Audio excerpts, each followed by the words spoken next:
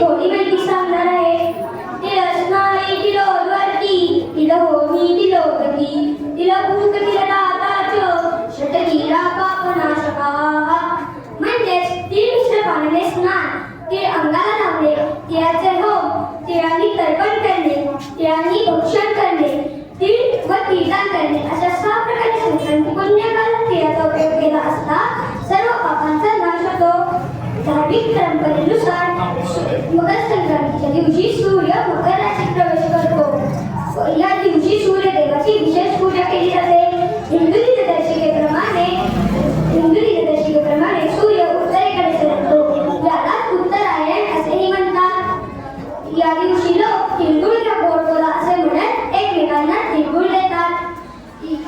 या निमित्ताने परस्परांमधील स्नेह वाढतो. या दिवशी शेतातील हरभरे, कोरे, गाजरे, ऊस, तीळ इत्यादी गोष्टी शिवगडा करून देवासमोर ठेवून त्याची पूजा केली जाते. या दिवशी देवाला गुळ पोळीचा नैवेद्य दाखवला जातो. अगदी थंडीच्या काळात त्याचा असं येतो म्हणून या दिवशी तिळाला फार महत्त्व आहे.